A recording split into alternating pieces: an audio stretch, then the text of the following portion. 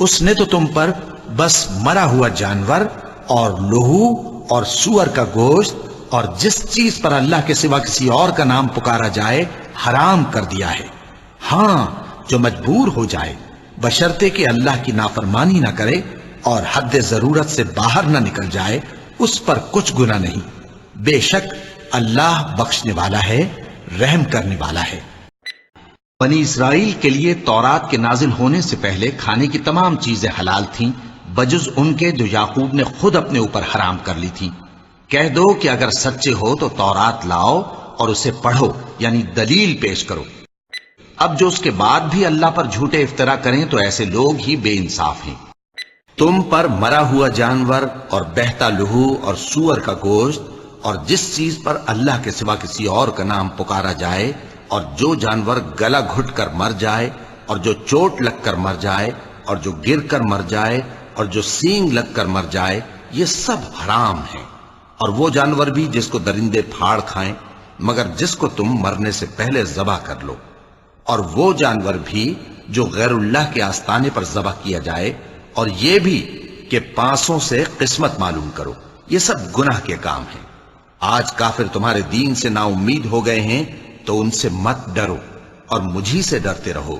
آج میں نے تمہارے لیے تمہارا دین کامل کر دیا ہے اور اپنی نعمتیں تم پر پوری کر دی اور تمہارے لیے اسلام کو بطور دین پسند کر لیا۔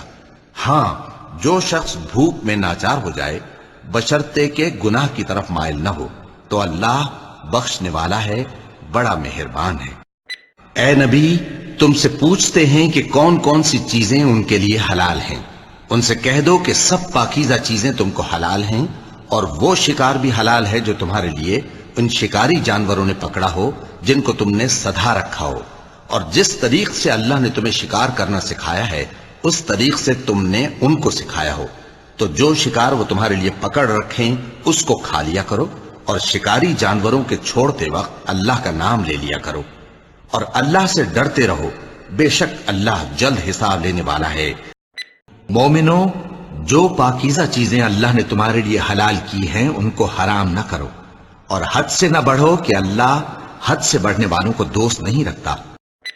اور جو حلال و طیب روزی اللہ نے تم کو دی ہے اسے کھاؤ، اور اللہ سے جس پر ایمان رکھتے ہو ڈرتے رہو۔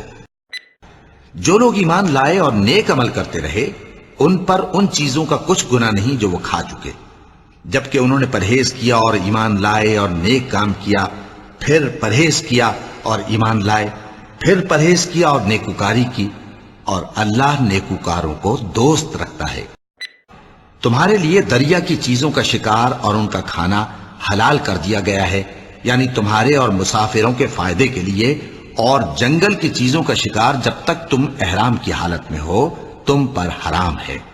اور اللہ سے جس کے پاس تم سب جمع کیے جاؤ گے ڈرتے رہو۔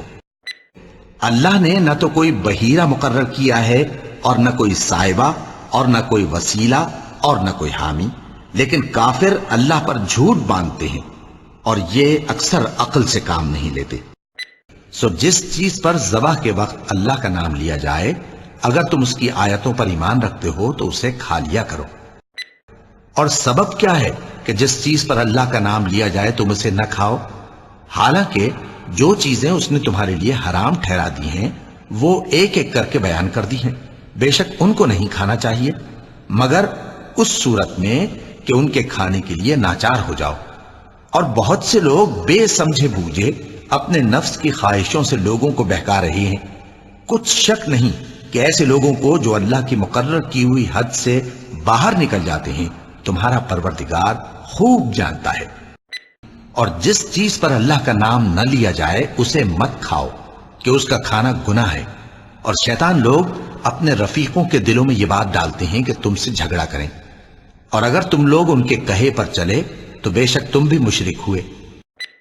اور اپنے خیال سے یہ بھی کہتے ہیں کہ یہ مویشی اور کھیتی منع ہے، اسے اس شخص کے سوا جسے ہم چاہیں کوئی نہ کھائے، اور بعض مویشی ایسے ہیں کہ ان کی پیٹھ پر چڑھنا منع کر دیا گیا ہے، اور بعض مویشی ایسے ہیں جن پر ذبح کرتے وقت اللہ کا نام نہیں لیتے۔ یہ سب اللہ پر جھوٹ ہے، وہ عنقریب ان کو ان کے جھوٹ کا بدلہ دے گا۔ اور یہ بھی کہتے ہیں کہ جو بچہ ان مویشیوں کے پیٹ میں ہے وہ صرف ہمارے مردوں کے لیے ہے اور ہماری عورتوں کو اس کا کھانا حرام ہے، اور اگر وہ بچہ مرا ہوا ہو تو سب اس میں شریک ہیں، یعنی اسے مرد اور عورتیں سب کھائیں۔ ان قریب اللہ انہیں ان کی اس تجویز پر سزا دے گا، بے شک وہ حکمت والا ہے، خبردار ہے۔ اور مویشیوں میں بوجھ اٹھانے والے یعنی بڑے بڑے بھی پیدا کیے، اور زمین سے لگے ہوئے یعنی چھوٹے چھوٹے بھی، پس اللہ کا دیا ہوا رزق کھاؤ اور شیطان کے قدموں پر نہ چلو، وہ تمہارا کھلا دشمن ہے۔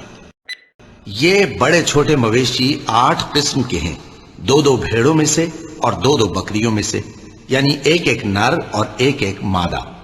اے پیغمبر ان سے پوچھو کہ اللہ نے دونوں کے نروں کو حرام کیا ہے یا دونوں کی ماداؤں کو، یا جو بچہ ماداؤں کے پیٹ میں ہے اسے؟ اگر سچے ہو تو مجھے سند سے بتاؤ۔ اور 2 اونٹوں میں سے اور 2 گایوں میں سے، ان کے بارے میں بھی ان سے پوچھو کہ اللہ نے دونوں کے نروں کو حرام کیا ہے یا دونوں کی ماداؤں کو، یا جو بچہ ماداؤں کے پیٹ میں ہے اس کو؟ بھلا جس وقت اللہ نے تم کو اس کا حکم دیا تھا تم اس وقت موجود تھے؟ اب اس شخص سے زیادہ کون ظالم ہے جو اللہ پر جھوٹ باندھے تاکہ بے جانے بوجھے لوگوں کو گمراہ کرے؟ کچھ شک نہیں کہ اللہ ظالم لوگوں کو ہدایت نہیں دیتا۔ کہو کہ جو احکام مجھ پر نازل ہوئے ہیں میں ان میں کوئی چیز جسے کھانے والا کھائے حرام نہیں پاتا، بجز اس کے کہ وہ مرا ہوا جانور ہو یا بہتا لہو یا سور کا گوشت، کہ یہ سب ناپاک ہیں، یا کوئی گناہ کی چیز ہو کہ اس پر اللہ کے سوا کسی اور کا نام لیا گیا ہو۔ اور اگر کوئی مجبور ہو جائے لیکن نہ تو نافرمانی کرے اور نہ حد سے باہر نکل جائے تو تمہارا پروردگار بخشنے والا ہے، مہربان ہے۔ اور یہودیوں پر ہم نے سب ناخن والے جانور حرام کر دیے تھے، اور گایوں اور بھیڑ بکریوں سے ان کی چربی ان پر حرام کر دی تھی، سوائے اس کے جو ان کی پیٹھ پر لگی ہو یا آنتوں میں لگی ہو یا ہڈی سے ملی ہو۔ یہ سزا ہم نے ان کو ان کی شرارت کے سبب دی تھی، اور ہم یقیناً سچ کہنے والے ہیں۔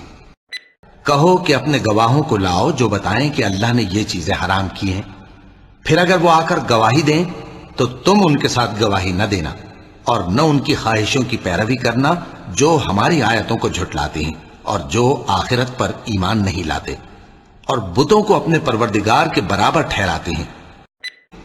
پس اللہ نے جو تم کو حلال طیب رزق دیا ہے اسے کھاؤ اور اللہ کی نعمتوں کا شکر بھی کرو اگر اسی کی عبادت کرتے ہو۔ اس نے تم پر مردار اور لہو اور سور کا گوشت حرام کر دیا ہے، اور جس چیز پر اللہ کے سوا کسی اور کا نام پکارا جائے اس کو بھی۔ ہاں اگر کوئی ناچار ہو جائے تو بشرطے کہ گناہ کرنے والا نہ ہو اور نہ حد سے نکلنے والا، تو اللہ بخشنے والا ہے، مہربان ہے۔ اور یوں ہی جھوٹ جو تمہاری زبان پر آ جائے مت کہہ دیا کرو کہ یہ حلال ہے اور یہ حرام ہے، تاکہ اللہ پر جھوٹ باندھنے لگو۔ جو لوگ اللہ پر جھوٹ باندھتے ہیں ان کا بھلا نہیں ہوگا۔ یہ ہمارا حکم ہے، اور جو شخص ادب کی چیزوں کی جو اللہ نے مقرر کی ہیں تعظیم کرے تو یہ اس کے پروردگار کے نزدیک اس کے حق میں بہتر ہے۔ اور تمہارے لیے مویشی حلال کر دیے گئے ہیں سوائے ان کے جو تمہیں پڑھ کر سنائے جاتے ہیں، تو بتوں کی پلیدی سے بچو اور جھوٹی بات سے پرہیز کرو۔ اور قربانی کے اونٹوں کو بھی ہم نے تمہارے لیے اللہ کے شعائر مقرر کیا ہے، ان میں تمہارے لیے فائدے ہیں، تو قربانی کرنے کے وقت قطار باندھ کر ان پر اللہ کا نام لو، پھر جب پہلو کے بل گر پڑیں تو ان میں سے کھاؤ، اور قناعت سے بیٹھ رہنے والوں اور سوال کرنے والوں کو بھی کھلاؤ۔